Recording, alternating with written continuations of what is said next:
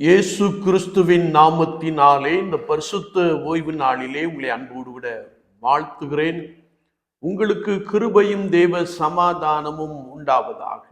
சென்ற நாட்கள் முழுவதுமாக ஆண்டவர் நம்மை கண்ணின் மணியைப் போல பாதுகாத்து பராமரித்து நன்றாய் நடத்தி வந்திருக்கிறார். நாம் ஆண்டவராகிய இயேசு கிறிஸ்துவுக்கு நன்றி அறிதல் உள்ள இருதயத்தோடு கூட காணப்படுவோம். நம்முடைய வாழ்க்கையிலே எவ்வளவோ நெருக்கங்களும் பாடுகளும் உபத்திரவங்களும் வேதனைகளும் காணப்பட்டாலும் கர்த்தருடைய கிருபை நம் ஒவ்வொருவரையும் பலமாய் தாங்கி வழிநடத்தி வந்தபடியினாலே நாம் அதிகமாய் ஆண்டவரை ஸ்தோத்தரிப்போம். கர்த்தர் நல்லவர், அவர் கிருபை என்றும் உள்ளது என்று சொல்லுவோம். மெய்யாகவே தேவ கிருபை நம்மை பலமாய் சூழ்ந்து கொள்ளும். கர்த்தர் தொடர்ந்து நம்மை பலப்படுத்துவார். கர்த்தருடைய சமூகத்துக்குள்ளே கடந்து வருகிற நாம் மிகுந்த பயபக்தியோடு கூட கர்த்தருடைய சமூகத்திற்கு கடந்து வந்து கர்த்தர் ஒருவருக்கே நாம் ஆராதனை செய்வோம். அவர் உங்களுக்கு ஆலோசனை கர்த்தாவாக, வல்லமை உள்ள தேவனாக, நித்திய பிதாவாக உங்களோடு கூட இருந்து உங்களை பலமாய் நடத்துவாராக. ஆமீன், ஆமீன். இந்த நாளிலும் கர்த்தருடைய ஆவியானவர் நமக்கு கொடுக்கிற வார்த்தை, அப்போஸ்தலனாகிய பரிசுத்த பவுல் தெசலோனிக்கேயருக்கு முதலாம் நிருபம் 5ஆம் அதிகாரம் 23ஆம் வசனம் இப்படி சொல்லுகிறது: ஆவி ஆத்மா சரீரம் குற்றமற்றதாக காக்கப்பட வேண்டும். அப்படி என்றால் ஆவி ஆத்மா சரீரம் குணப்பட வேண்டும் என்பதை குறித்து நாம் பரிசுத்த வேதாமத்தின் மூலமாக தியானிக்க போகிறோம். ஒருவேளை இந்த ஆவி ஆத்மா சரீரம் என்ற வார்த்தைகளை தியானிப்பதற்கு முன்பதாக சில ஆங்கில பதத்தை நாம் தெரிந்து கொள்வது நல்லது என்று எண்ணுகிறேன். குறிப்பாக நாம் வேதத்தை பார்க்கின்ற பொழுது ஹார்ட், சோல்ஸ், லைஃப் என்ற வார்த்தைகளை நாம் வேதாமத்தின் முழுக்க நன்றாக பார்க்க முடியும். ஹார்ட் என்று சொல்லுகின்ற பொழுது physical organ, pumps blood throughout the body. இருதயம் அது சரீரம் முழுவதும் இரத்தத்தை பம்ப் பண்ணி அனுப்புகிற ஒரு வேலைப்பாடை செய்கிறது. அது மாத்திரமல்ல, இந்த இருதயத்தை குறிக்கின்ற பொழுது emotional centre. The heart is often associated with emotions, means feelings and intuitions, seat of emotions. In many cultures, the heart is considered the seat of emotions such as love, joy and sadness. Symbolism: the heart is often symbolized as a representation of love, compassion and kindness. When we come to the soul, non-physical entity that is immaterial and immortal. Soul என்பது ஒருவேளை அது இருதயம் போன்றது அல்ல, அது அழியாமை உடையது, அது ஆவியோடே சம்பந்தப்பட்டது என்பதை நாம் அறிந்து கொள்ள முடியும். Essence of being, that is encompassing their personality, values and spirit. ஒருவேளை இது ஆவி சம்பந்தமாக கூறப்பட்டுள்ள ஒரு வார்த்தை என்பதை நாம் அறிந்து கொள்ள முடியும். வேதத்திலே நாம் பின்னாடி இன்னும் அதிகமாய் தியானிப்போம். இரண்டாவது சோல் என்பது, மூன்றாவதாக connection to divine, that is higher power, higher spirituality, the power of God என்று நாம் வைத்துக் கொள்ளலாம். நான்காவதாக survives, soul survives after physical death, means continuing to exist. இந்த ஆத்மா என்பது தொடர்ந்து வாழுகிறது என்பதை நாம் வேதத்தின் அடிப்படையிலே தெளிவாய் அறிந்து கொள்ள முடியும். இந்த இருதயத்திற்கும் ஆத்மாவுக்கும் உள்ள வித்தியாசம் என்னவென்றால், நாம் ஏற்கனவே சொன்னபடி physical organ, physical wise non physical, emotional wise spiritual, mortality wise immortality. அப்படி என்றால் மார்டாலிட்டி என்றால் அழிந்து போகிற காரியம், இம்மார்டாலிட்டி என்றால் அழியாமை உடையது ஆத்மா என்பதை நாம் மிக தெளிவாக அறிந்து கொள்ள வேண்டும். எனவேதான் நாம் பின்பு தியானிக்கின்ற வசனங்கள் நமக்கு மிகுந்த பிரயோஜனம் உள்ளவைகளாக காணப்பட முடியும். முதலாவதாக ஆத்மா குணப்பட வேண்டும். ஆத்மா குணப்பட வேண்டும். ஆதியாகமத்தின் புஸ்தகம் 2ஆம் அதிகாரம் 7ஆம் வசனத்தை நாம் வாசிக்கின்ற பொழுது, ஆண்டவர் மண்ணினால் மனுஷனை உருவாக்கி அவன் நாசியில் ஜீவ சுவாசத்தை ஊதினார், அவன் ஜீவாத்மா ஆனான். நாம் வேதத்திலே ஆங்கிலத்திலே நாம் வாசிக்கின்ற பொழுது அவனுக்கு உயிர் வந்தது, லைஃப் என்ற ஒரு வார்த்தையை அல்லது ஜீவன் என்ற ஒரு வார்த்தையை நாம் மிக தெளிவாக அறிந்து கொள்ள முடியும். ஆதியாகமத்தின் புஸ்தகம் 49ஆம் அதிகாரம் 6ஆம் வசனத்தை நாம் வாசிக்கின்ற பொழுது, என் ஆத்துமாவே அவருடைய ரகசிய ஆலோசனைக்கு உடன்படாதே என்ற வார்த்தையை நாம் வாசிக்கிறோம். ஒரு ஆத்துமா தவறான ஆலோசனைக்கு உடன்படக்கூடாது என்பதை குறித்து வசனத்திலே நாம் மிக தெளிவாக அறிந்து கொள்ளுகிறோம்.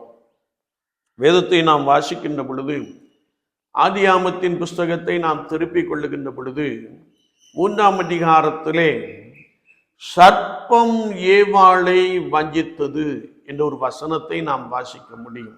ஆண்டவர் ஒரு நிபந்தனை கொடுத்திருந்தார், நீங்கள் இந்த தோட்டத்தின் விருட்சங்களில் எல்லாவற்றையும் புசிக்கலாம், ஆனால் தோட்டத்தின் நடுவில் உள்ள விருட்சத்தை நீங்கள் புசிக்க கூடாது என்று கட்டளை கொடுத்திருந்தார். ஆனால் சர்ப்பம் ஏவாளோடு கூட பேசினது, ஏவாள் வஞ்சிக்கப்பட்டாள் என்பதை நாம் வேதத்தின் அடிப்படையிலே அறிந்து கொள்ள முடியும். எனவேதான் நாம் வஞ்சிக்கப்படாதபடி இருக்க வேண்டுமே என்றால், நம்முடைய ஆத்துமா தேவனோடு கூட இருக்கிற ஒரு ஆத்துமாவாக காணப்பட வேண்டும் என்பதை குறித்து வசனம் மிக ஆழமாக கற்றுக் கொடுக்கிறது. ஏனென்றால் பகலின் குளிர்ச்சியான வேளையிலே தேவன் ஆதாம் ஏவாளோடு கூட பேசி உலாவி வந்தார் என்று வசனம் சொல்லுகிறது. ஆனால் எப்பொழுது இந்த ஏவாள் சர்ப்பத்திற்கு செவி கொடுத்தாலோ, அல்லது சர்ப்பம் எப்பொழுது ஏவாளை வஞ்சித்ததோ, அதற்கு பின்பதாக அவர்கள் தங்களை ஒழித்து கொண்டார்கள். ஆவியானவரோடு கூட உலாவுகின்ற அந்த தன்மையில் இருந்து அவர்கள் விலகி போனார்கள். கீழ்ப்படியாமையினாலே பாவம் செய்து தேவனுக்கும் அவர்களுக்கும் உள்ள உறவு அறுந்து போன ஒரு காட்சியை குறித்து நாம் பரிசுத்த வேதாகமத்திலே தெளிவாய் வாசிக்கிறோம். எனவே ஆத்மா குணப்பட்டால் அந்த ஆத்மா தேவனோடு கூட நெருங்கிய தொடர்பிலே இருப்பதை நாம் பரிசுத்த வேதாகமத்தின் துணை கொண்டு மிக தெளிவாக அறிந்து கொள்ள முடியும். எனவேதான் சங்கீதக்காரர் சொல்லுகின்ற பொழுது, சங்கீதம் 41:4 ஆண்டவரே என் ஆத்துமாவை குணமாக்கும், என் ஆத்துமாவை குணமாக்கும், நான் பாவம் செய்யாதபடிக்கு என் ஆத்துமா மண்ணோடு கூட ஒட்டி கொண்டிராதபடிக்கு என் ஆத்துமாவை குணமாக்கும், என் ஆத்துமா உம்மோடு கூட வாஞ்சையாய் காணப்பட வேண்டும் என்று சொல்லுகிற ஒரு வசனத்தை நாம் வாசிக்க முடியும். சங்கீதம் 6 நாம் வாசிக்கின்ற பொழுது, திரும்பும் கர்த்தாவே என் ஆத்துமாவை விடுவியும். ஆத்தும வியாகுலத்திலே காணப்படுகின்ற பொழுது ஆண்டவரை நோக்கி கதறி சொல்லுகின்ற ஒரு வார்த்தை, ஆண்டவரே என் ஆத்துமாவை விடுவியும், ஏனென்றால் நான் பலனற்று போனேன். என்னை குணமாக்கும், என் எலும்புகள் நடுங்குகின்றன, என் பகைஞர்கள் வெட்கி மிகவும் கலங்கி போவார்களாக என்று சொல்லுகிற ஒரு வசனத்தை மிக தெளிவாக நாம் அறிந்து கொள்ள முடியும். விசுவாச வாழ்க்கையிலே ஆத்துமா தேவனோடு கூட சஞ்சரித்துக் கொண்டிருக்கிற அனுபவம், ஆத்துமா தேவனோடு கூட பேசுகிற ஒரு அனுபவம் அது இருக்க வேண்டும் என்பதை குறித்து பரிசுத்த தேவ வார்த்தைகள் மிக ஆழமாக கற்றுக் கொடுக்கிறது. எனவேதான் நம்முடைய ஆத்துமா குணப்பட்டால் நான் தேவனோடு கூட சஞ்சரித்துக் கொண்டிருக்கிற, தேவனோடு கூட வாழ்ந்து கொண்டிருக்கிற ஒரு ஜீவனுள்ள ஒரு நபராய் நாம் காணப்படுவோம் என்பதை குறித்தும் பரிசுத்த வார்த்தைகள் மிக ஆழமாக கற்றுக் கொடுக்கிறது. இன்றைக்கு அநேக கிறிஸ்தவர்கள் என்ற போர்வையிலே அநேகர் வாழ்ந்து கொண்டிருக்கிறோம். ஆனால் கிறிஸ்தவர்கள் என்று சொல்லியும் தீமைக்கு உடன்படுகிறவர்களாக, கர்த்தருக்கு விரோதமாய் பாவம் செய்கிறவர்களாக, கர்த்தருக்கு விரோதமாய் துணிந்து செயல்படுகிறவர்களாக காணப்படுகிறோம். காரணம் என்னவென்றால் ஆத்துமா கர்த்தரோடு கூட இராதபடியினாலே அது உலகத்தோடு கூட ஒட்டி கொண்டிருக்கிற ஒரு அனுபவத்தை நம்முடைய அனுதின ஜீவியத்திலே நாம் பார்க்க முடியும். எனவேதான் எசேக்கியேல் தீர்க்கதரிசியின் புஸ்தகம் 18ஆம் அதிகாரம் 4ஆம் வசனத்திலே நாம் வாசிக்கின்ற பொழுது, பாவம் செய்கிற ஆத்துமாவே சாகும் என்ற ஒரு வசனத்தை நாம் வாசிக்கிறோம். இன்னும் சங்கீதம் 32:2 நாம் வாசிக்கின்ற பொழுது, எவனுடைய ஆவியில் கபடமில்லாது இருக்கிறதோ அவன் பாக்கியவான். ஒருவேளை ஆவி ஆத்துமா என்ற வார்த்தை அது தேவனோடு கூட இருக்கிற ஒரு அனுபவத்தை குறிக்கிறது. ஆவியில் கபடம் இல்லை என்றால் அவர்கள் தேவனுக்குரியவர்கள், அவர்கள் பாவத்தை விட்டு விலகி பரிசுத்தரை இறுக பற்றி கொள்ளுகிறவர்கள், பரிசுத்தருடைய வழியிலே நிலைத்திருக்கிறவர்கள், கபடம் இல்லாதவர்கள் என்ற ஒரு வார்த்தையை மிக தெளிவாக நாம் வாசிக்க முடியும். எனவேதான் ரோமாபுரியார்களின் நிருபம் 8ஆம் அதிகாரத்தை நாம் வாசிக்கின்ற பொழுது 5ஆம் வார்த்தை சொல்லுகிறது, ஆவியின்படி நடக்கிறவர்கள் ஆவிக்குரியவர்களை சிந்திக்கிறார்கள், மாம்சத்தின்படி நடக்கிறவர்கள் மாம்சத்துக்குரியவைகளை சிந்திக்கிறார்கள். மாம்ச சிந்தை தேவனுக்கு விரோதமான பகை, ஆவியின் சிந்தையோ ஜீவன், ஆவியின் சிந்தையோ ஜீவனும் சமாதானமுமாம் என்ற ஒரு வசனத்தை மிக தெளிவாக நாம் அறிந்து கொள்ள முடியும். எனவே தேவனுடைய ஆவியானவரால் நடத்தப்படுகிறவர்கள் தேவனுடைய புத்திரர் என்று கர்த்தருடைய வசனம் மிக தெளிவாக கற்றுக் கொடுக்கிறது. என்னை கேட்டுக்கொண்டு இருக்கிற என் அன்பு சகோதரனே சகோதரியே, நமக்கும் ஆண்டவருக்கும் உள்ள தொடர்பு நித்தமும் சரியாய் காணப்பட வேண்டுமே என்றால் நம்முடைய ஆத்துமா குணப்பட்டிருக்க வேண்டும் என்பதை குறித்து வசனம் மிக ஆழமாக கற்றுக் கொடுக்கிறது. நம்முடைய ஆத்துமா கர்த்தரோடு கூட இசைந்திருக்கிற ஒரு ஆத்துமாவாக காணப்பட வேண்டும். வேதத்தை நாம் வாசிக்கின்ற பொழுது யோனத்தானின் ஆத்துமாவும் தாவீதின் ஆத்துமாவும் இசைந்திருந்தது என்று நாம் கர்த்தருடைய வசனத்திலே தெளிவாய் வாசிக்க முடியும். எனவே தேவனோடு கூட தொடர்புள்ள ஒரு நிலையை ஆத்துமா கொண்டிருக்க வேண்டுமே என்றால் நாம் இந்த உலகத்திலே நம்முடைய ஆத்துமா பாவத்திற்கு விலகி ஆண்டவருக்குள்ளே பிழைத்திருக்கிற ஒரு அனுபவத்தை பெற்றிருக்க வேண்டும் என்பதாக பரிசுத்த வாக்கியம் மிக தெளிவாக கற்றுக் கொடுக்கிறது. இரண்டாவதாக இருதயம் குணப்பட வேண்டும். இருதயம் குணப்பட வேண்டும். வேதத்தை நாம் வாசிக்கின்ற பொழுது பலவிதமான இருதயங்களை குறித்து நாம் வாசிக்க முடியும். பார்வோனின் இருதயம் கடினப்பட்ட இருதயம், அது மாத்திரமல்ல நாகமானின் இருதயம் மேட்டிமையான இருதயம். ஒருவேளை மோசே பார்வோனிடத்திலே போய் பேசுகிறார், என் ஜனங்களை ஆராதனை செய்யும்படி, கர்த்தருக்கு ஆராதனை செய்யும்படி விட்டுவிடு என்று சொல்லுகிறார். அவன் விடுகிறான், திரும்ப பிடித்துக் கொள்ளுகிறான். அவனுடைய இருதயம் கடினப்பட்டு கொண்டே இருப்பதை நாம் நன்றாய் அறிந்து கொள்ள முடியும். ஒருவேளை நாகமான் குஷ்டரோகியாய் இருந்தான். அவனுக்கு தேவையெல்லாம் அவன் குணப்பட வேண்டும்.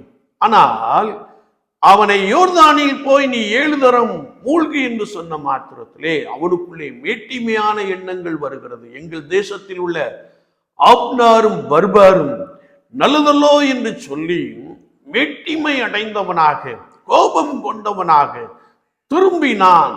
ஆனால் அவனுடைய ஊழியர்கள் மிகவும் அருமையானவர்கள்.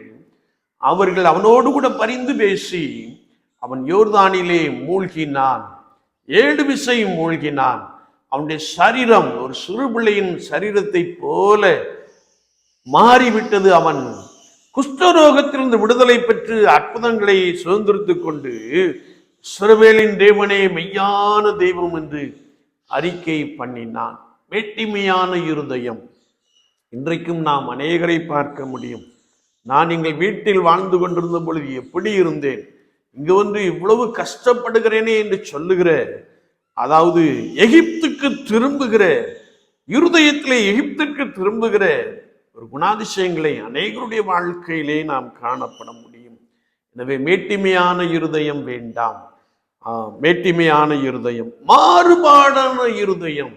அப்போஸ்தலர் நடபடிகளிலே நாம் வாசிக்கிறோம், மாறுபாடான இருதயத்தின் சந்ததிகளை விட்டு விலகு என்று வசனம் சொல்லுகிறது. அநேகரோடு கூட பேசிக்கொண்டே இருப்பார்கள். ஆனால் அவருடைய இருதயம் மாறுபாடான இருதயமாக, தாறுமாறானவைகளை சிந்திக்கிற இருதயமாக காணப்படும். ஒன்றாய் நண்பர்கள் போல பழகுவார்கள், ஒன்றாய் அமர்ந்து சாப்பிடுவார்கள், ஒன்றாய் இருப்பார்கள்.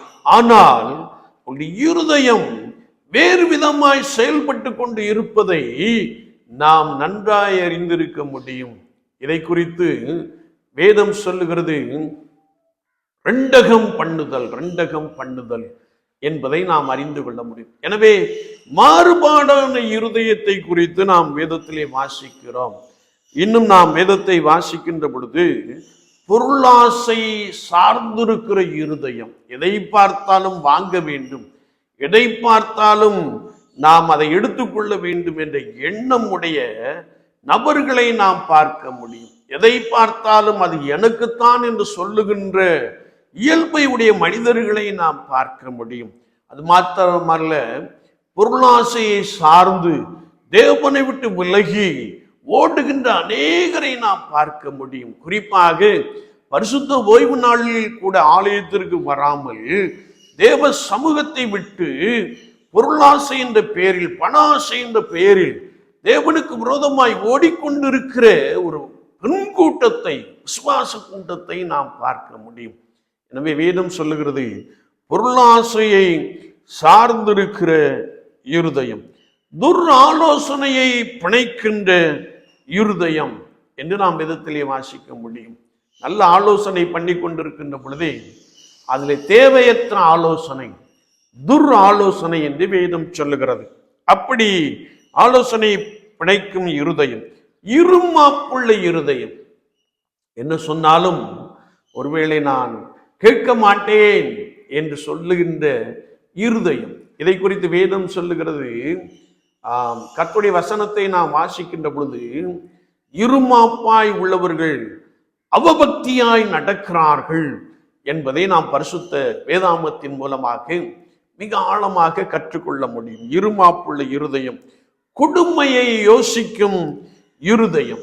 ஆதியாகமத்தின் புஸ்தகம் 6ஆம் அதிகாரத்தை நாம் திருப்பிக் கொள்ளுகின்ற பொழுது, மனிதனின் நினைவின் தோற்றமெல்லாம், மனிதனின் இருதயத்தின் நினைவின் தோற்றமெல்லாம் நித்தமும் பொல்லாததாய் காணப்பட்டது. கொடுமை நிறைந்த இருதயம், கொடுமையை யோசிக்கின்ற இருதயம், கொடுமையை செயல்படுத்துகின்ற இருதயம்.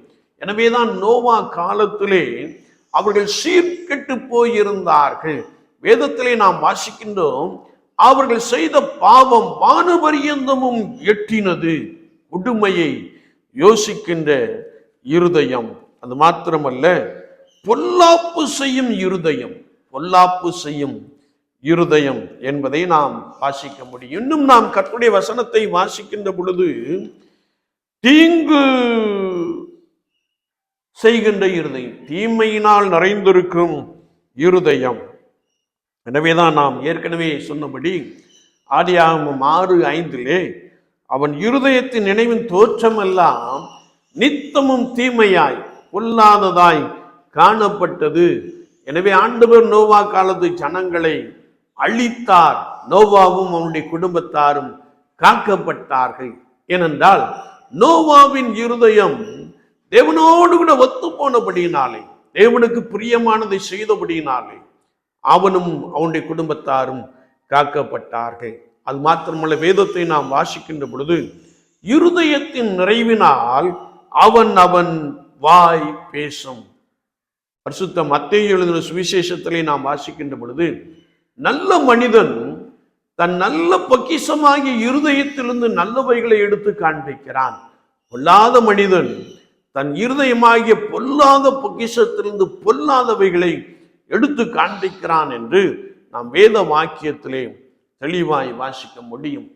இன்னும் நாம் இருதயத்தை பார்க்கின்ற பொழுது நொறுங்குண்ட இருதயம், வேதம் சொல்லுகிறது, நொறுங்குண்ட நறுங்குண்ட இருதயத்தை ஆண்டவர் புறக்கணிக்க மாட்டார் என்று சொல்லி பரிசுத்த மத்தேயு 13:15 நாம் வாசிக்கின்ற பொழுது கொழுத்த இருதயம் என்று வேதம் சொல்லுகிறது. இந்த ஜனங்கள் கண்களினால் காணாமலும் காதுகளினால் கேளாமலும் இருதயத்தினால் உணர்ந்து மனம் திரும்பாமலும் நான் அவர்களை ஆரோக்கியமாக்காமலும் இருக்கும்படியாக அவர்கள் இருதயம் கொழுத்திருக்கிறது. இன்றைக்கும் அநேக தேவ வசனங்களை கேட்கிறோம், தேவ வார்த்தைகளை கேட்கிறோம். ஆனால் நம்மில் அநேகருக்கு மனம் திரும்புதல் இல்லை. காரணம், வேதம் சொல்லுகிறது அப்படிப்பட்டவர்கள் இருதயம் கொழுத்திருக்கிறதாம்.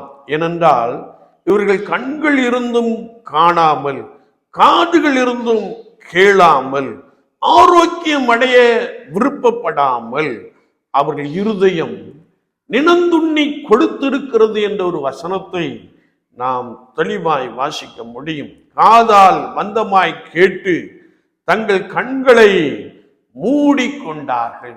அநேகருடைய அனுபவம், அநேக கிறிஸ்தவனுடைய அனுபவம் இப்படிப்பட்டதாக காணப்படுகிறது. ஆலயத்திற்கு தவறாமல் சொல்லுகிறார்கள், ஆண்டோடைய வார்த்தையை தவறாமல் கேட்கிறார்கள். ஆனால் காதால் மந்தமாய் கேட்டு தங்கள் கண்களை மூடிக்கொண்டார்கள் என்ற வசனம் இன்றைக்கு நிறைவேறி கொண்டிருப்பதை நாம் தேவ ஆலயங்களிலே, தேவ ஜனங்களுக்குள்ளே, கர்த்தருடைய விசுவாசிகளுக்குள்ளே நிறைவாய் காண முடியும்.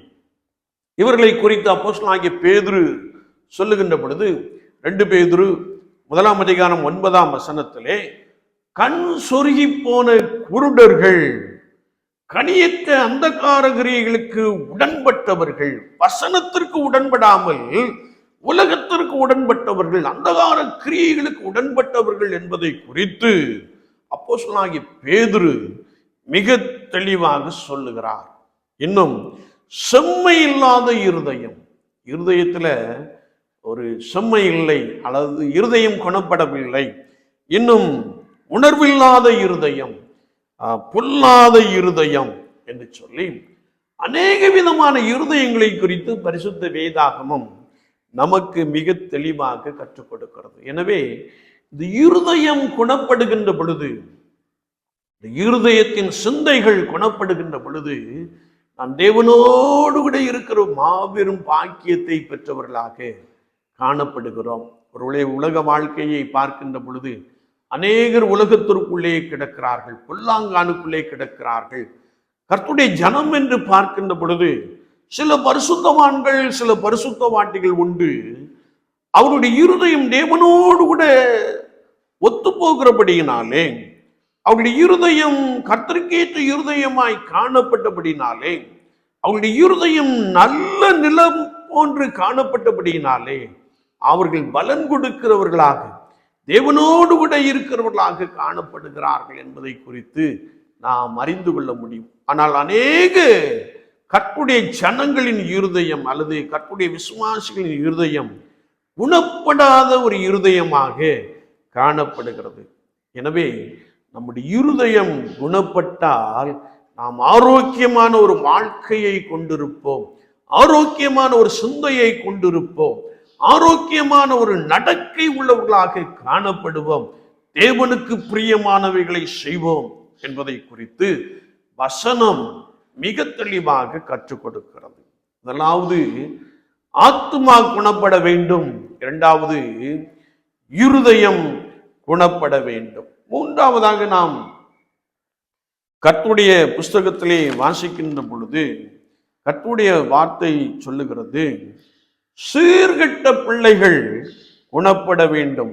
எரேமியா தீர்க்கதரிசியின் புஸ்தகம் 3ஆம் அதிகாரம் 22ஆம் வசனத்தை நாம் வாசிக்கின்ற பொழுது சீர்கெட்ட பிள்ளைகள் குணப்பட வேண்டும் என்று வேதம் சொல்லுகிறது. எரேமியா தீர்க்கதரிசி ஜனங்களை பார்த்து சொல்லுகின்ற பொழுது, குறிப்பாக கற்புடைய ஜனங்களை பார்த்து சொல்லுகின்ற பொழுது, வேசித்தனங்களாலும் உன் அக்கிரமங்களினாலும் தேசத்தை தீட்டுப்படுத்தினாய், எனக்கு துரோகம் செய்தார்கள், இஸ்ரவேல் புத்திரர் தங்கள் வழியை மாறுபாடாக்கி கொண்டார்கள், கர்த்தரை மறந்து விட்டார்கள் என்ற ஒரு வார்த்தையை நாம் வாசிக்க முடியும். இன்றைக்கும் கர்த்தருடைய ஜனங்களுடைய செயல்பாடுகளை நாம் பார்க்கின்ற பொழுது அவர்கள் ஆண்டவரை மறந்துவிட்ட ஒரு செயல்பாடு நிறைந்தவர்களாக இருக்கிறார்கள் என்பதை நாம் அறிந்து கொள்ள முடியும். வேதம் சொல்லுகிறது, இவர்கள் என் சனம் போல் உன் முன்பாக வந்து அமர்ந்திருக்கிறார்கள், இவர்கள் என்னை ஆராதிக்கும்படியாய் கர்த்தருடைய பரிசுத்த ஆலயத்திற்குள்ளே வந்திருக்கிறார்கள், ஆனால் இவருடைய இருதயமோ எனக்கு தூரமாய் இருக்கிறது என்ற ஒரு வசனத்தை நாம் வாசிக்க முடியும். ஏனென்றால் கர்த்தருடைய வசனம் சொல்லுகிறது, நான் உங்களை ஏற்படுத்தினேன், நான் உங்களை ஏற்படுத்தி பரிசுத்த ஆலயத்திலே கொண்டு வந்து வைத்தேன். நான் எதற்கென்று உங்களை ஏற்படுத்தினேன் என்றால், நீங்கள் நல்ல கனிகளை கொடுக்கும்படியாக நான் உங்களை ஏற்படுத்தினேன். ஆனால் நீங்களோ கனியற்ற அந்தகார கிரியைகளுக்கு உடன்படுகிறவர்களாக காணப்படுகிறீர்கள் என்பதை குறித்து ஆண்டவர் கர்த்தருடைய ஆவியானவரை கொண்டு சொல்லுகின்ற வசனங்களை நாம் வாசிக்க முடியும். எனவே வேதம் சொல்லுகிறது, சீர்கெட்ட பிள்ளைகள் குணப்பட வேண்டும். அநேகர் சீர்கெட்டு போய் இருப்பதை நாம் பார்க்கிறோம்.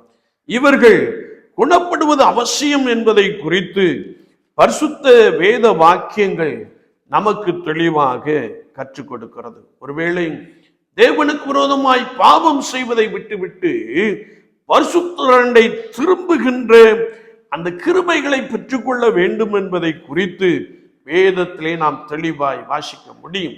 பரிசுத்த லூக்கா எழுதின சுவிசேஷத்தை நாம் திருப்பிக் கொள்ளுகின்ற பொழுது இளையகுமாரனை குறித்து வேதம் நமக்கு தெளிவாய் கற்றுக் கொடுக்கிறது. இளையகுமாரன் தன் தகப்பனிடத்தில் ஆஸ்திகளை பெற்றுக்கொண்டு தூரம் தேசம் போனான். அவன் தன் ஆஸ்திகள் எல்லாவற்றையும் பொல்லாத வழிகளிலே அவன் செலவழித்து போட்டான். அவன் ஆஸ்திகள் இருக்கிற வரைக்கும் அவனுக்கு அநேக நண்பர்கள் இருந்தார்கள். அவனிடத்திலே ஆஸ்தி குறைவுபட்ட பொழுது நண்பர்கள் அவனை விட்டு விலகி போனார்கள். இப்பொழுது செல்வச்சீமானாய் வாழ்ந்து கொண்டிருந்த இந்த இளையகுமாரன் ஒருவேளை உணவிற்காக அவன் அங்கலாய்க்கிறவனாக காணப்படுகிறான். வேதம் சொல்லுகிறது, அவன் பசியினால் வருந்தினான், பசியினால் வாடினான். எனவே ஒரு குடியானவனிடத்தில் பன்றி மேய்க்கும்படியாக ஒரு தொழிலை அவன் பெற்றுக்கொண்டான். ஒருவேளை அந்த பன்றிக்கு போடுகிற தவிட்டினாலே தன் வயிற்றை நிரப்ப ஆசையாயிருந்தான், அதுவும் அவனுக்கு கிடைக்கவில்லை என்பதாக நாம் வேதத்திலே வாசிக்க முடியும். ஒரு நாள் அவன் புத்தி தெளிந்து அவன் சொன்னபோது, ஆண்டவரே, நான் உமக்கு விரோதமாகவும் என் தகப்பனுக்கு விரோதமாகவும் பாவம் செய்தேன், நான் அறிக்கை செய்வேன் என்றான். அதன்படி அவன் எழுந்து தகப்பன் வீட்டை நோக்கி நடந்தான், தன் குற்றங்களை அறிக்கை செய்தான். அந்த சீர்கெட்ட பிள்ளை, ஒருவேளை அந்த இளைய குமாரன் நல்ல குமாரனாக மாறிவிட்டான் என்பதை குறித்து நாம் பரிசுத்த வேதாமத்திலே தெளிவாய் வாசிக்க முடியும். எனவே அவனுடைய தகப்பன் அவனை நன்றாய் சுத்தம் செய்து புதிய வஸ்திரம் தரித்து பாதரட்சையை போட்டு மோதிரத்தை அணிந்து, என்னுடைய மகன் மீண்டும் பிழைத்தான் என்று மகிழ்ச்சியோடு விட அறிக்கை செய்கிற ஒரு அனுபவத்தை நாம் பார்க்க முடியும். வேதம் சொல்லுகிறது, மனம் திரும்புகிற ஒரே பாதையின் நிமித்தம் பரலோகத்தில் மிகுந்த சந்தோஷம் உண்டாயிருக்கும். ஒருவேளை சீர்கெட்ட பிள்ளைகள் குணப்பட்டால் பரலோகத்தில் சந்தோஷம், சீர்கெட்ட பிள்ளைகள் குணப்பட்டால் குடும்பத்தில் சந்தோஷம், சீர்கெட்ட பிள்ளைகள் குணப்பட்டால் சமுதாயத்தில் சந்தோஷம் என்பதை குறித்து நாம் வேத வார்த்தைகளை கொண்டு மிக தெளிவாக அறிந்து கொள்ள முடியும். கடைசியாக நாம் வியாதியிலிருந்து குணப்பட வேண்டும். வியாதியிலிருந்து குணப்பட வேண்டும்.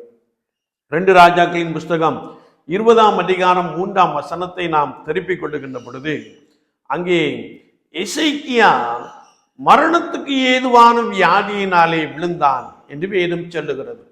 ஏசாயா தீர்க்கதரிசி வந்து அவரை பார்த்து நீர் உம்முடைய வீட்டு காரியங்களை ஒழுங்குபடுத்தும் என்று சொல்லுகிற வசனத்தை நாம் அங்கே கேட்க முடியும்.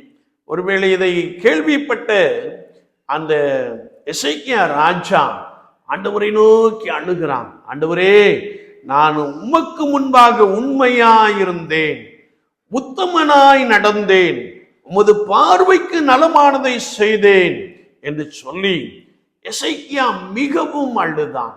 ஆண்டவர் எசேக்கியா ராஜாவின் விண்ணப்பத்தை கேட்டார். வேதம் சொல்லுகிறது, உன் விண்ணப்பத்தை கேட்டேன், உன் கண்ணீரை கண்டேன், உன் ஆயுசு நாட்களை நான் கூட்டித் தருகிறேன் என்று சொல்லி அதே ஏசாயா தீர்க்கதரிசியின் மூலமாக சொன்ன வார்த்தைகளை நாம் மிக தெளிவாக அறிந்து கொள்ள முடியும். என்னை கேட்டுக்கொண்டு இருக்கிற என் அன்பு சகோதரனே, சகோதரியே, உன் வியாதியை குணப்படுத்துகிறவர் கர்த்தராகிய இயேசு கிறிஸ்து. நீ விசுவாசத்தோடு கூட நம்பிக்கையோடு கூட அவரை நோக்கி கூப்பிடுகின்ற பொழுது அவர் உன்னில் உள்ள உன் வியாதியை உன்னை விட்டு விலக்குகிறார்.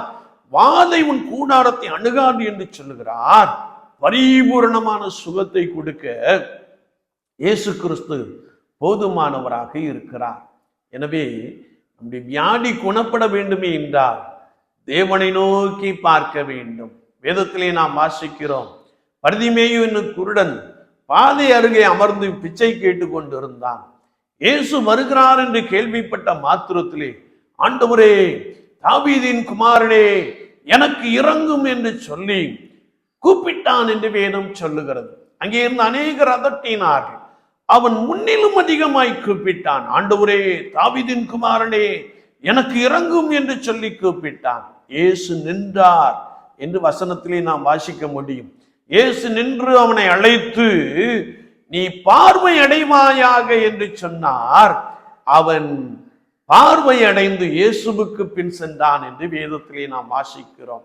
நம்மிலே காணப்படுகிற பலவீனங்கள், நம்மிலே காணப்படுகிற எந்த ஒரு வியாதியா இருந்தாலும் இயேசு கிறிஸ்து அதை குணப்படுத்த போதுமானவராக இருக்கிறார். நான் முழு இருதயத்தோடும் முழு ஆத்மாவோடும் முழு பலத்தோடும் அவரை நோக்கி கூப்பிடுகின்ற பொழுது, கர்த்தராகிய இயேசு கிறிஸ்துவை விசுவாசித்து அவரை நோக்கி கூப்பிடுகின்ற பொழுது அவர் உங்களுக்குள்ளே பலத்த அற்புதங்களை செய்கிறார்.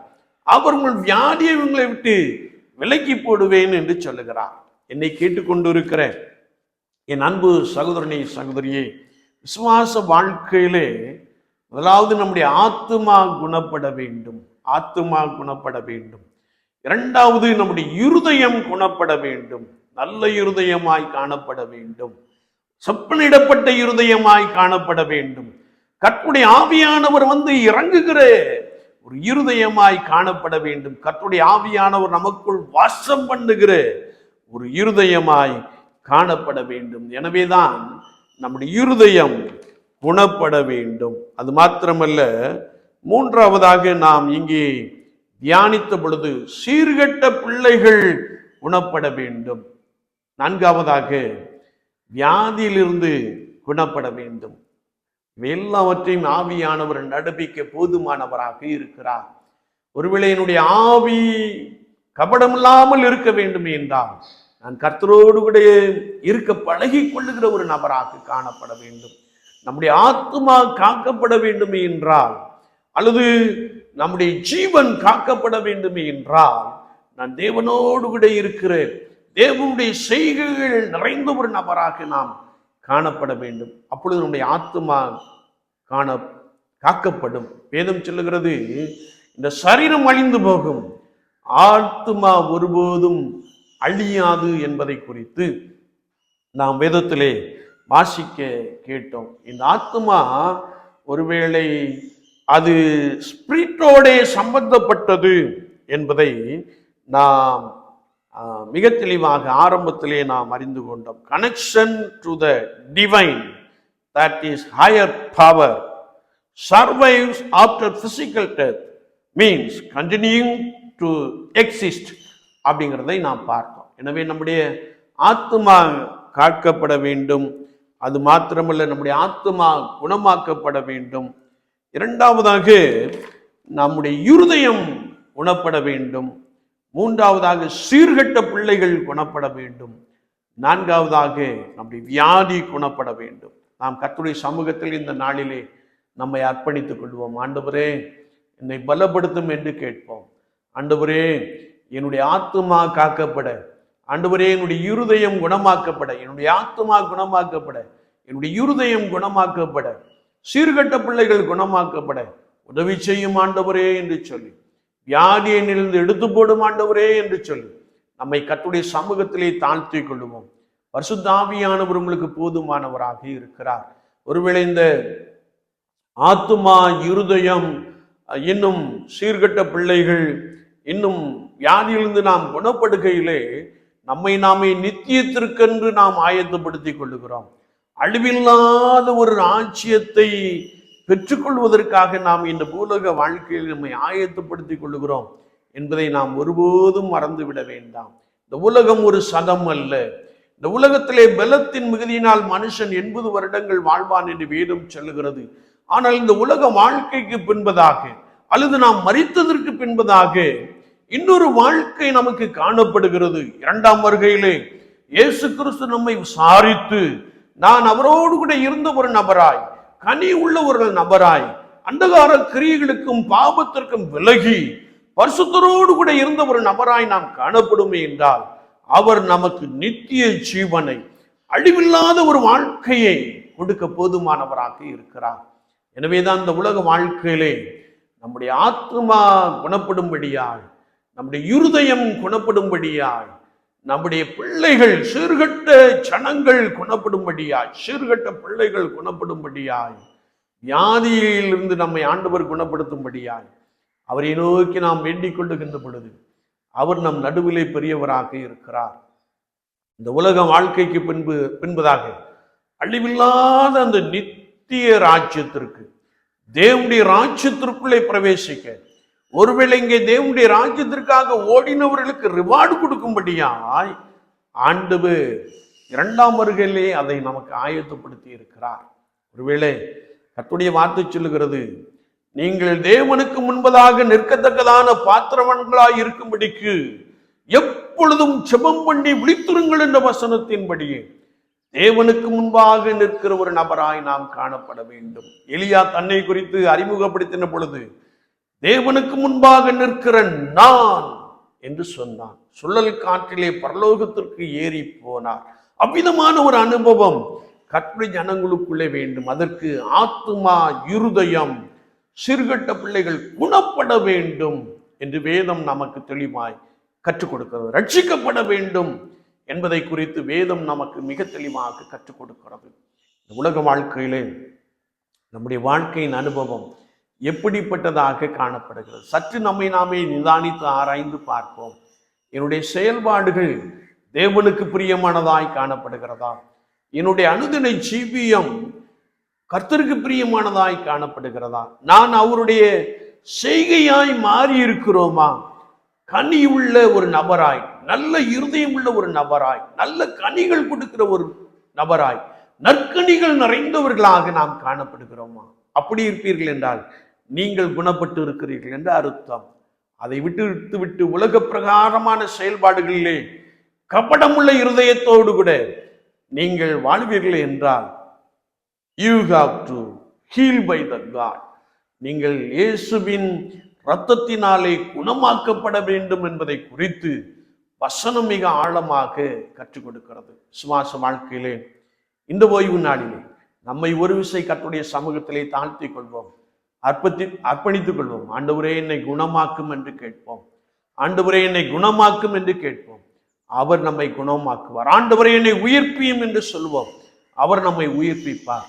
கர்த்தருக்கு ஏற்ற கிரியைகளை நடப்பிக்கிற ஒரு நபராக நாம் மாறிவிடுவோம். அப்படிப்பட்ட அனுபவங்களை ஆண்டவர் நமக்கு நிறைவாய் கொடுப்பாராக. இரண்டாம் வருகையிலே அவரோடு கூட இருக்கிற அந்த தன்மைகள் இந்த பூலோக வாழ்க்கையிலே நிறைந்தவர்களாக, பரலோகத்திற்கு ஒத்த நிலநாட்டம் உடையவர்களாக, ஆண்டவரே என்னை மாற்றிவிடும் என்று சொல்லி நாம் கேட்கின்ற பொழுது அவர் மாற்றுகிறார். அவர் உங்களோடு கூட உங்களை பலமாய் நடத்த போதுமானவராக இருக்கிறார். நாம் ஜெபிப்போம். நேசிக்கிற நல்ல ஆண்டவரே, இந்த பரிசுத்த ஓய்வு நாளுக்காய் ஸ்தோத்திரம்.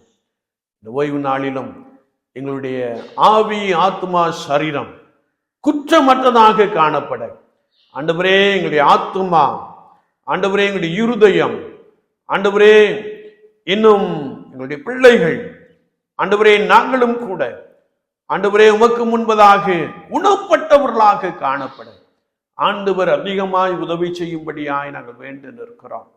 உலக வாழ்க்கை ஒரு சனம் அல்ல.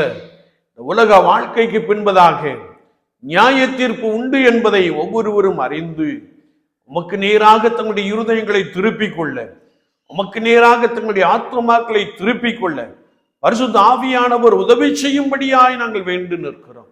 யாரெல்லாம் தங்களை உமக்கு அர்ப்பணித்துக் கொண்டார்கள், வாழ்க்கையிலே கர்த்தர் கிருபையையும் சமாதானத்தையும் நிறைவையும் உண்டு பண்ணும்படியாய் நாங்கள் ஜெபிக்கிறோம். எல்லாவற்றுக்கு மேலாக எப்படி நோவா, எப்படி ஈனோ ஆண்டவரே உம்மோடு கூட சஞ்சரித்தார்களோ அந்த அனுபவத்திலே ஒவ்வொருவரும் காணப்பட பிதாவின் சித்தம் எப்படி இயேசு கிறிஸ்துவாகிய நீர் செய்தீரோ அப்படியே உம்முடைய சித்தத்தை, உம்முடைய விருப்பத்தை நிறைவேற்றுகிறவர்களாக காணப்பட ஒவ்வொருவருக்கும் கர்த்தர் கிருபை செய்வீராக. ஆண்டவரே உம்முடைய நாமத்தை அறிந்தும் துணிந்து பாவத்திற்குள்ளே, துணிந்து வேசித்தனத்திற்குள்ளே, துணிந்து அக்கிரமத்திற்குள்ளே கிடக்கிற ஜனங்களை நாங்கள் பார்க்கிறோம். எல்லாரையும் குணமாக்கும், எல்லாரையும் குணமாக்கும். ஆத்மா, சரீரம், இருதயம் எல்லாம் இயேசு கிறிஸ்துவின் இரத்தத்தினாலே கழுவப்பட்டு புதிதாக்கப்பட்டவர்களாக உம்மை நெருங்கி ஜீவிக்கிறவர்களாக காணப்பட கிருபை தாரும். ஆண்டவரே, இந்த உலக வாழ்க்கையிலே உமக்கென்று பிழைத்திருக்கிற ஒரு அனுபவம் நிறைந்தவர்களாக, ஆவியானவரால் நடத்தப்படுகிற ஒரு அனுபவம் நிறைந்தவர்களாக, தேவனுடைய பிள்ளைகள் என்று அந்த கிருபையை பெற்றவர்களாக ஒவ்வொருவரும் மாறிவிட கிருபை தார். அதற்காக எங்களை அர்ப்பணிக்கிறோம். ஆண்டவரே, எங்களுடைய ஆத்மா, இருதயம், ஆண்டவரே எங்கள் பிள்ளைகள் எல்லாரையும் குணப்படுத்தும் ஆண்டவரே, குணப்படுத்தும் ஆண்டவரே, குணப்படுத்தும் ஆண்டவரே. கிருபை மாத்திரம் எங்களை தொடர்ந்து பலமாய் வழி நடத்தட்டும். இயேசு கிறிஸ்துவின் நாமத்தில் ஜெபங்கள் எழும் பரிசுத்த பிதாவே, ஆமேன், ஆமேன்.